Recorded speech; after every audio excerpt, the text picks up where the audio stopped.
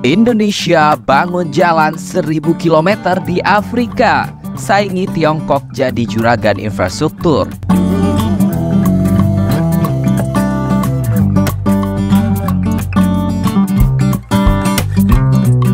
Indonesia semakin menunjukkan tariknya sebagai juragan infrastruktur dunia.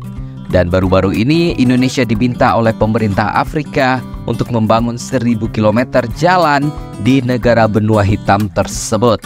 Wow, gak ada lawan ya.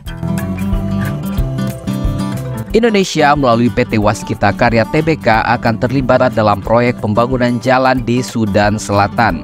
Direktur Operasi 3 PT Waskita Karya Tbk, Gunadi, mengatakan proyek sepanjang 1000 km diperkirakan bernilai sekitar 21 hingga 25 triliun rupiah dan ditargetkan rampung pada 2027 mendatang. Gunadi menuturkan jalan yang akan dibangun berbentuk simpang 4 yang masing-masing memiliki panjang sekitar 250 km. Menariknya, proyek ini dibayar menggunakan konversi minyak mentah yang dijual oleh Sudan ke PT Pertamina.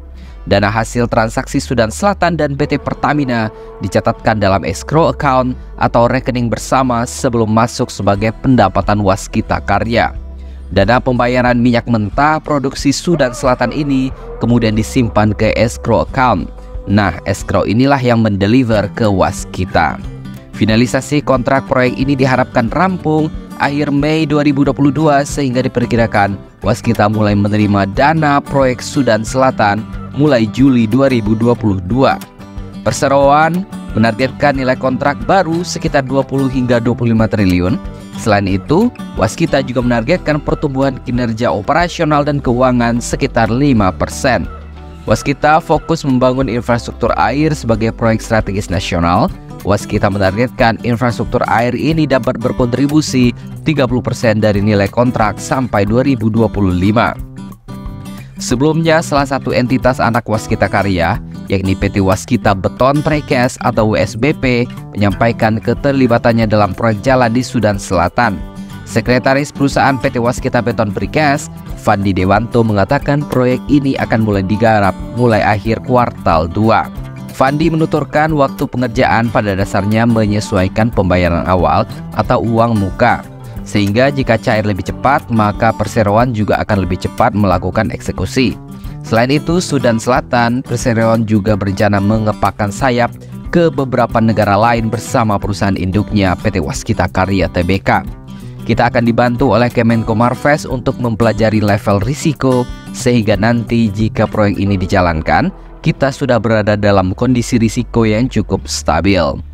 Dia mengatakan proyek pembangunan jalan 1000 km ini akan digarap dalam rentang waktu 5 tahun, periode 2022 hingga 2027 mendatang. Nantinya ruas jalan ini akan terbagi menjadi 4, di mana masing-masing ruas panjangnya 250 km. Akhir Mei 2022 ini akan menjadi waktu tanda tangan kontrak.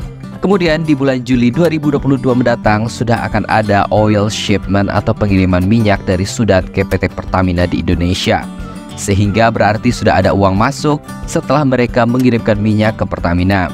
Baru nanti setelah itu dananya akan dideliver ke Waskita Karya.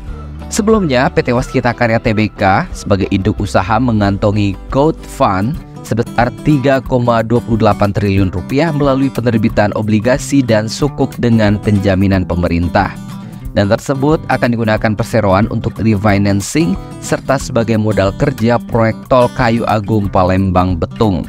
Direktur Operasi 3 Waskita Karya, Gunadi, menyampaikan obligasi dan sukuk tersebut resmi tercatat di Bursa Efek Indonesia pada 13 Mei 2022 yang lalu. Dengan Good Fund tersebut, perseroan juga berhasil melakukan pelunasan atas pokok dan bunga obligasi 3 Waskita Karya tahap 4 tahun 2019 seri A yang jatuh tempo pada 16 Mei 2022 dengan total sekitar 528 miliar rupiah. Pelunasan pokok dan bunga obligasi ini merupakan bentuk dari komitmen perseroan untuk senantiasa melaksanakan kewajiban kepada para investor obligasi. Gunadi mengatakan perseroan masih fokus melaksanakan proses restrukturisasi Kinerja keuangan perseroan untuk tahun 2021 yang lalu berjalan sesuai dengan target jangka menengah restrukturisasi yang disepakati dengan Kemenq dan Kementerian BUMN. Pada tahun 2022, perseroan akan lebih fokus pada perolehan kontrak baru dengan target 30 triliun rupiah, penyelesaian proyek yang sudah tertunda, melanjutkan restrukturisasi secara grup, dan melanjutkan strategic partnership dengan para investor, termasuk INA untuk melakukan aset recycling. Dengan adanya dukungan pemerintah melalui PMN, perseroan juga akan fokus menyelesaikan konstruksi jalan tol hingga titik tertentu yang akan berdampak terhadap peningkatan pendapatan jalan tol dan juga mempermudah proses strategic partnership dengan para calon investor. Dengan aset recycling yang sangat membantu penurunan kerugian perseroan ini, diharapkan ke depannya perseroan dapat mencatatkan kinerja yang positif. Pada kuartal 4 2021, perseroan mencatatkan tren positif pada pendapatan usaha yang meningkat sekitar 14,58% year on year. Tren positif tersebut paling besar berkontribusi oleh pendapatan jasa konstruksi dan jalan tol. Pendapatan aset recycling juga sesuai dengan target keuntungan sekitar 2,65 triliun rupiah. Transformasi bisnis yang telah dijalankan dengan lean juga berdampak positif bagi perseroan dengan beban usaha yang turun signifikan di tahun 2021. Penurunan beban usaha ini berasal dari penurunan beban pokok pendapatan sebesar 68,22% year on year, penurunan beban penjualan sebesar 88,08%, serta penurunan beban umum dan administrasi sebesar 47,89% year on year. Beban keuangan utang lama juga mengalami penurunan dengan adanya masa restructuring agreement atau MRA dan pembayaran sebagian pokok utang di tahun 2021. Aset tahun 2021 sebesar 103,60 triliun rupiah atau meningkat sebesar 2,81% year on year disebabkan oleh peningkatan aset lancar dalam bentuk kas yang berasal dari PMN dan right issue 2021 yang lalu. Di sisi lain, aset tidak lancar mengalami penurunan disebabkan oleh transaksi aset recycling yang dilakukan oleh perseroan selama 2021. Perseroan juga mencatatkan liabilitas atau hutang sebesar 88,14 triliun atau menurun sebesar 1,34% year on year disebababkan oleh penurunan utang usaha itu sendiri. Ekuitas perusahaan sebesar 15,46 triliun atau meningkat 35,28% year on year. Kemampuan likuiditas perseroan pada tahun 2021 juga menunjukkan tren membaik dengan masih positifnya arus kas dari operasional, proses dari aset recycling pada aktivitas investasi, serta dukungan proses right issue pada aktivitas pendanaan. Sebelumnya, PT Waskita Karya berhasil juga membukukan nilai kontrak baru sebesar 5,68 triliun rupiah hingga Maret 2022 atau meningkat 395,87% dibanding tahun yang lalu sekitar 1,14 triliun rupiah. Jika dibandingkan dengan level pre-COVID atau sebelum COVID, perseroan berhasil membukukan kenaikan atau NKB sebesar 3,30 kali lipat. Adapun rincian perolehan NKB tersebut berasal dari proyek swasta sebesar 74,38%, pemerintah sebesar 18,61%, dan pengembangan bisnis anak usaha perseroan sebesar 7,01%.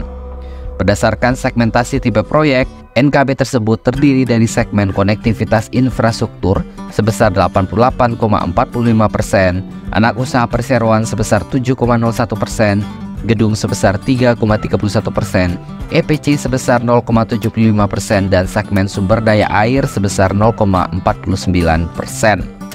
Sementara itu, Direktur Utama Perseroan Destiawan Suwarjono menjelaskan beberapa proyek dengan kontribusi terbesar sampai Maret 2022 adalah proyek 1000 km route upgrading South Sudan Oil for Infrastructure sebesar 4,15 triliun rupiah. Kemudian, Jalan Nasional Road and Bridge Kabupaten Blitar sebesar 218,29 miliar.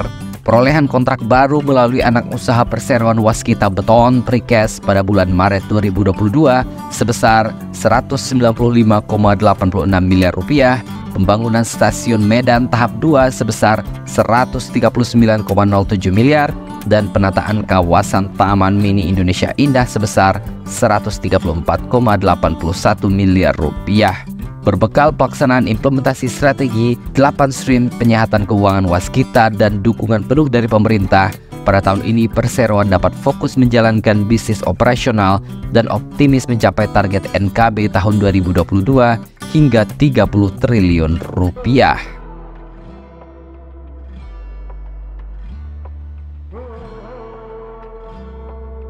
Wow, dari sini bisa kita lihat betapa majunya industri infrastruktur di Indonesia.